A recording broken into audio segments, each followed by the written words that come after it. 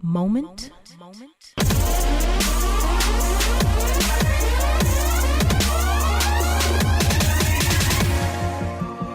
of clarity.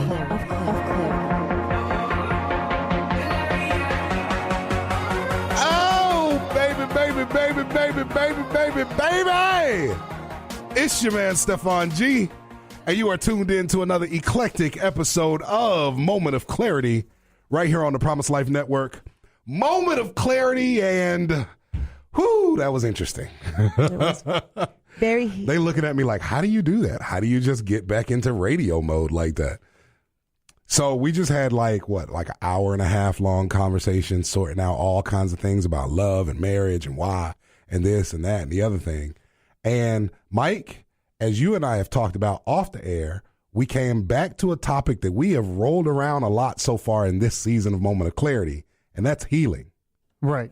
Somehow everything we're talking about runs back towards the area of healing. Yeah. And I don't know if that's just what God has placed on us right now. Well, obviously it is. Yeah. Or if it's just for a season or what, but everything we are looking at rolls back into healing. And I appreciate it because, I had to go through that process.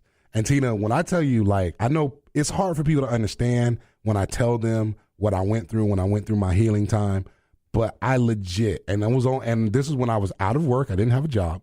And then for a little while I had a job. But when I didn't have a job and I was going through that healing process, I legit would wake up in the morning, pray, cry, snot, eat lunch, cry, snot, pick up my daughter from school, take care of her, blah, blah, blah, cry, snot, go to sleep. That was my day every day, minus 1 or 2 days a week for 3 straight months. And during that time, I was getting rid of the abandonment from my mother, the rejection from my father, the abuse from my stepfather, the use from all of those who wanted my gifts and my talent but didn't want to love me instead. Everything, all of the church hurt that I had from my first pastor, it all was coming out. But it came out because I went after it. I decided after the first couple of days of the crying and the snotting, I realized, look, there's a whole lot of junk in here that needs to come out.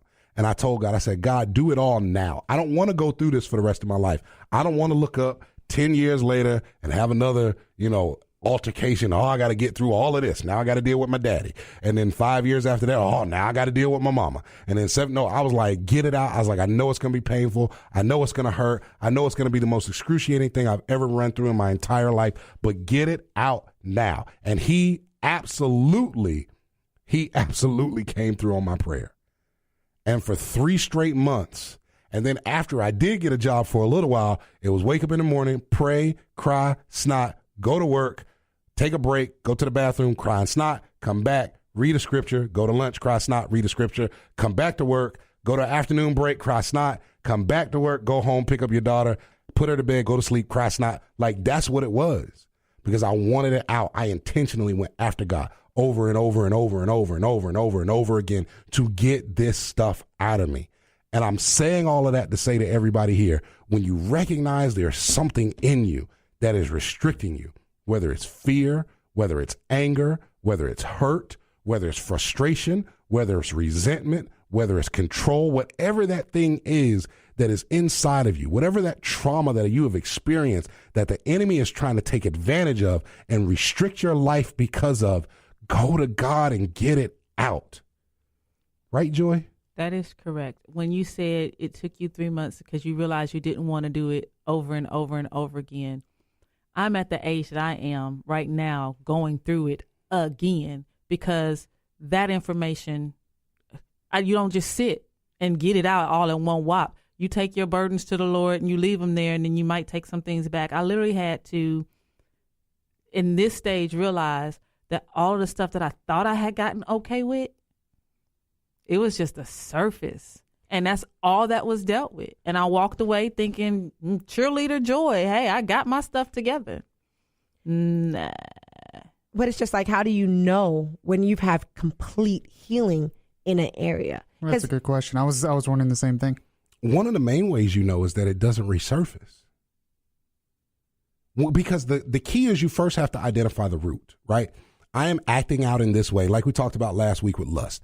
I am acting out in sexual overtures because of a low self-esteem. I have a low self-esteem because I suffer from rejection. So I deal with the rejection. I don't deal with the low self-esteem per se. I don't deal with the sexual overtures per se. I focus on the rejection. I attempt to not have outrageous sexual overtures all the time. I attempt to raise my self-esteem, but my focus is on the rejection and healing from the rejection and expressing the hurt and the pain that I went through in that rejection. And God, this is how it made me feel. And why didn't you, come through for me? And why didn't you rescue me? And why did they do that to me? And I don't understand. And how do I get through? And all of that and going through that process. And it's not overnight. It's not something you're going to do in a weekend.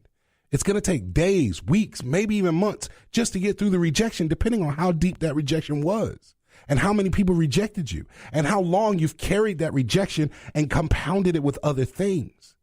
And so then now that I'm focused on the rejection, let's say I get the rejection out and it's not completely out, but it's nowhere near as bad as it is. Let's say it's 75% resolved. Now I have to focus on raising my self-esteem, because just because you got rid of the rejection doesn't mean your self-esteem's all good. You have created a pattern of lifestyle where you have low self-esteem that you now have to reteach yourself and relearn. And so you got to go read all the books and talk to your counselor and get some, therapy. And you got to, say your affirmations. You got to do all of those things to raise the self-esteem. And then once you raise the self-esteem, you still have to deal with the fact that you're a horny dog that wants to screw everything that walks past you. And then you have to retrain yourself that because now you have value in yourself, you don't need that to validate your value, because you don't suffer from the rejection, because you have forgiven those people that did those things, and you've forgiven God for allowing those things to happen to you, and so on and so on and so forth. And then, it is a process, man. And then when the next time someone comes or a situation comes, that rejection shows itself. How do you respond? It doesn't. Yeah. The response is identifying where I've come. How far have I come in this journey? And then sometimes, okay, well, what if you get to a situation where it's, you feel like you've dealt with it, and it's only months later that you really find out that, oh, I didn't handle that well. Then you go back in. That's that time. What's more important? To have a healthy life, to be healthy, mind, body, and soul. So it doesn't matter how long it takes? I mean, it shouldn't.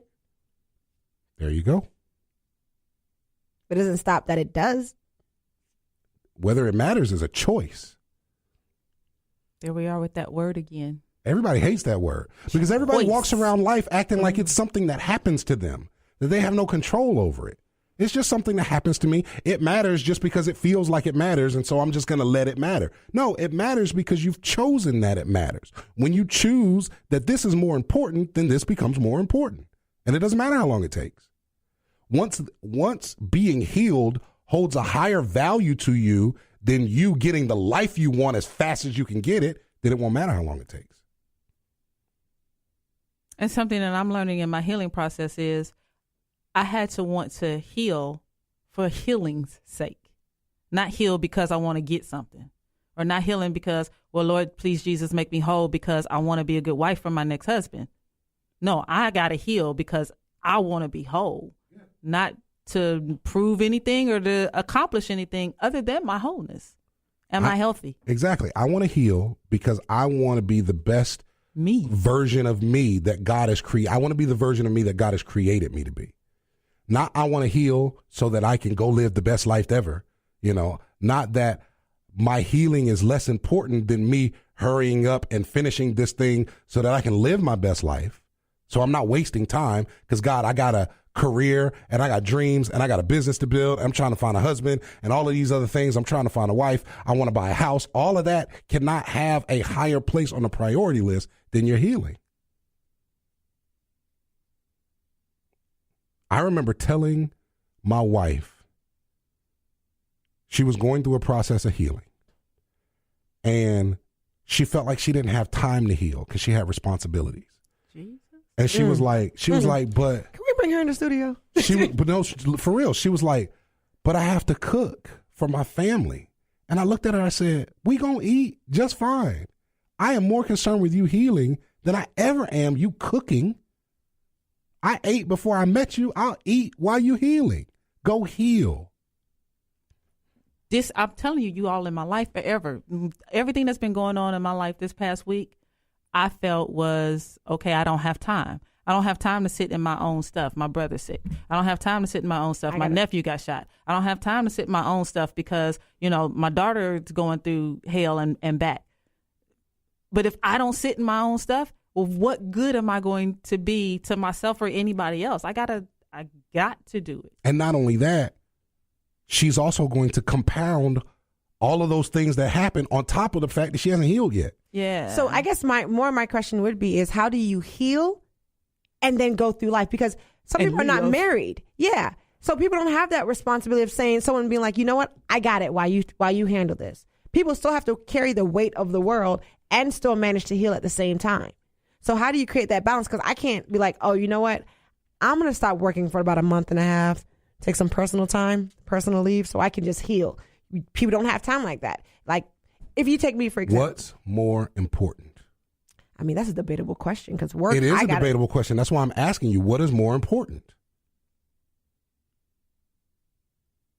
Right now in my life? No, not right now. Overall, what is more important? Gosh, there's like so many things that come to my head. There's your problem. Oh. That's your problem. And I'm not telling you got to quit your job in order to heal. No. But if healing is the paramount thing, if healing is number one priority, if being in right standing and best version of yourself on behalf of Christ is the number one priority, then you do it on your break. You do it at your lunchtime. You do it every free second you have in your life. It's just like they tell people who are running a business and working a job at the same time. You got to keep the job to pay the bills, but that means every free second you have is dedicated to your business. Because if you ever want to come off that job, you got to work this business like it's the priority. Same thing with your healing. If your healing is the priority, then every free moment you have, every second you can get away from your job, every and your moment, entrepreneur endeavors. Absolutely. And everything. Everything. People at my 9-to-5 job have stopped in at certain periods of time to say, Joy, are you okay? Because I'm snotting and crying in my cubicle. Don't want to be. God, why? I can't be. I got to be tough in this Department of Defense environment. Sometimes when you really get in it, you sometimes don't get to choose your places and times either when you really want it. What's that she's experiencing? One person could say she's experiencing a bad place where she's crying at work, blah, blah, blah, blah, blah. Another person is saying she's experiencing the opportunity for somebody to love her that she didn't realize loved her because they saw her crying and snotting at her job. And if she didn't take the time to go through and be in that place, that person wouldn't have an opportunity to love her and be like, you know what, Joy, come on, let's take a walk. Come talk to me. Come tell me what's going on. Come tell me what you're experiencing, how you're feeling. But that person can't make you feel bad. Only God can make you feel whole. What is that person going to do? Just to be an extra ear to talk to? Who? She doesn't need ears to talk to? I feel like God isn't talking. Just a question. But if we're healing, isn't that something that we take to God? Not only. But he's the one that can heal us. He's the one that can heal us, but he heals us through many different areas in many different ways. If this man didn't get on my last nerve, I wouldn't have been in the closet in the first place. So God used him to push you into healing. And right. Yes. But my question is, okay, so you looking for the step-by-step process again. Yeah. You looking for step 1, step 2, step 3 again. In this conversation, I mean, all of our radio broadcasts are an opportunity to have an ear and to listen and to have somebody say something. You're asking me, am I only supposed to go to God to heal when you've sat here right now and healed little bit by little bit sitting in that chair? You've come to revelations and realizations sitting in that chair that you will now take back to God to help you heal. Yeah. But that's pushing me into it. Okay. That's different from I'm in my healing process, like Joy said, and you're saying. But what I'm saying is the listening ear didn't help. It just opened my eyes to realize that there's an area that needs to be healed. And what's wrong with that? I'm not saying anything's wrong with that. What I'm saying is what you just said a while ago to Joy. You stated a while ago to her that having a listening ear helps you heal. That's what you just said happens. It pushes you into God. That's how it helps you heal. But she's already went to God and is trying to keep and already knows where your healing is, right? So that's what I'm saying. Okay, hold on. I get what you're saying, but the answer is both. It's not one or the other. Okay. Right. Okay. The answer is both. Okay. You talk to God, you talk to people. God didn't place you here on this planet by yourself. He put you here around billions of people. And in that situation, he showed himself to me via somebody else, because I've never had anybody ask me a question like Joy that. just sat here and told you she felt unlovable. Put your business out there. Joy just sat here and told you she felt unlovable, yet on her job, she experienced love that she could have only experienced if she was going through the healing process. Yeah. To help her feel like she is lovable. That's a true savior. It's both. It's both. And so don't live your life looking for a way to refute what God is trying to tell you. Don't live your life every time God says something to you, you go, but what if this? But what if that? But I feel like this. But I feel like that. But what if somebody? But how come this? Just take it as the truth. Did you have to put it in a female voice? But what if this? But what if that? But how come? I was just doing her voice. Oh, that's how I sound. Oh, okay. But take it. You know it's the truth, or it wouldn't bother you so much. I know it's the truth, but just adding people to it, to a certain extent, I feel it should be limited. Why? Because you got that place of fear. Or the lack of trust in others. You just said, I am afraid to. Go ahead and finish the sentence. Right now? Yeah. No, you ain't forget. You ain't forget. But that's what you proclaim, that fear. And then now you're going to say, I don't want to add people to this process. What is that based on? That same fear you just proclaimed. Yeah, because again, you're opening up to somebody. Go to him and deal with it. Stop trying to figure it out here on earth and go to Jesus. I mean, I can go to Jesus. I'm just saying, can we just stay with Jesus? Like, can No. this be a me and Jesus thing? No. Okay, so I got to be like, okay, I'm going to be crying and I'm going to go to Jesus. And then someone's going to come and be like, Tina, So you telling me. I feel like you're hurt. Come tell me your business. Right. So I can figure out. Exactly, because you just said you got a trust issue, and so you need to learn how to trust people. And the way he's going to teach you how to trust people is to get you to tell your business to people. Two people. I don't like that process. No, you sure don't, do you? Michael, Mike, are you got you a anything to witness? say? Michael, are you a witness? Pastor might come through. Are you a witness? You want me to bail you out of the truth? Because I'm not going to do that. Are you a witness? My fear. Yeah. You got to stop the what ifs. You got to stop trying to figure out a way out of it. Trying to find a way that this doesn't work so I don't have to do it because I'm afraid of it. There's no way out. The only way out is to put your two fingers up and say, deuces, I'm done. I'm not doing this. You've got that choice. You won't be on this radio show, but you got that choice. So it's a pre-requirement is to get some healing. Listen, I try to tell you, you're going to be on this show, you're going to have to be saved a little bit. I feel Mike has some words of wisdom. I've been waiting on this because it's so common. I don't. I'm actually kind of taking in a lot of it because I've experienced a lot of what she has experienced. Yeah. And it's difficult. It is. Because I tend to be that kind of person that overanalyzes everything. So I'm the kind of person that says, what if this, what if that? Just kind of like what you were saying. Mm-hmm. Yeah. And sometimes God is like what he's saying. Nope. Here it is. And you're like, but, no, here it is. You got to do this. So we're doing this together. Sure. Okay. I just don't want to do it alone. So okay? you've invited someone in. We're getting look there. at that. Look at Jesus. That could be the listening ear right there. We're doing this together. But for real though, folks, like I said, we've been talking about a lot of healing, and I've been on a healing kick for the better part of the last 6 months. Everybody I'm talking to, there's some aspect of healing going on.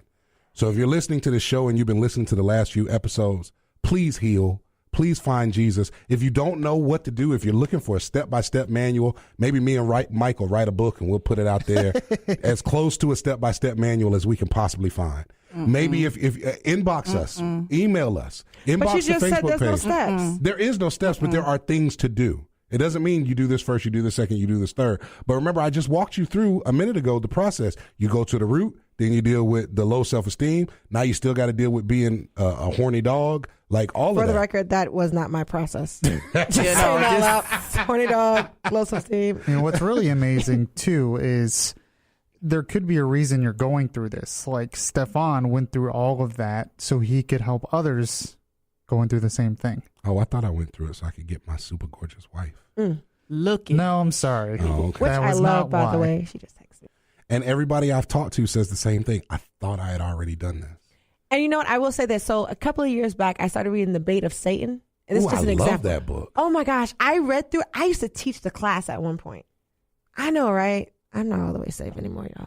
Anyways, so I started teaching and I went through so much healing, so much like opening and watching the enemy when he would try to do like, ooh, I caught that. Bum, bum, bum, say this. Thank you, Jesus. Keep it moving. And then after a while, you don't realize it, but it starts happening again. And then you read Bait of Satan again and you're like, dang, I felt at this, and this. Yep. So I feel like it's a constant cycle. Well, the cycle is only there because we're not dealing with the root of the issue. If the root of the issue is resentment, and we got to deal with resentment, but we don't know that the reason we're a perfectionist is because of resentment. We just think we like things done a certain way. We don't know that the reason that we are covetous to other people's things, we just think I just like nice things. Nah, you're greedy. And the reason you're greedy is because you resent that you grew up with nothing. But see how you can easily put that, I went through this because of this, and this.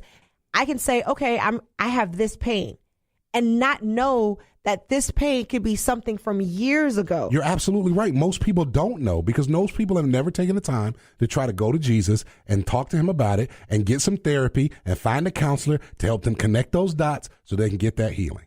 Counselors are expensive. It is. They are. It's an investment. But there's places you can go to that will offer counseling for I know. a rate based off of how much you make. And if you need to know any of them, inbox Moment of Clarity on Facebook and we'll send you some. But yeah, you got to do it, man. You got to do it. And you're right. People don't know, but they also don't take the time to find out because they don't want to go through the pain because they don't want to hurt because they feel better thinking they're okay. It makes them feel better about themselves to think they're okay than to recognize I got issues. And then, or they get to the place where I got issues, but everybody got issues. I don't think it's so to say that people just think they're okay. I honestly, for me personally, it wasn't the fact that I didn't think I was okay. I took it as this is what life has taught me. So this became my truth. And really and truly, It wasn't a truth. That's why I hate the words my truth. Yeah. I do. There's no such thing as your truth and my truth. There is the truth. There is. I can't agree with that because there's You don't like have for example, to agree if you with give it me for it to be right. if you give me advice on something, your advice is coming off based off your experience. That doesn't mean it's your truth. It just means it's your experience. But the truth is the truth, regardless of your experience. It's just Going in a plane would make you think that the gravity is not truth. It's a great example. But that doesn't mean gravity is not still the truth. And then not only, I can get into a David Taylor moment now. Go ahead. What's truer? So Unless- the truth is still the truth. It's just your level of recognition of it and understanding of it. It doesn't change the truth. It's just your level of recognition and understanding it, which grows as you become more mature. The truth to you 2 weeks ago was that lust was not a sin. The truth to you today is that lust is a sin. Guess what? The truth that lust is a sin didn't change because you didn't believe it. It still was a sin when you didn't think it was a sin.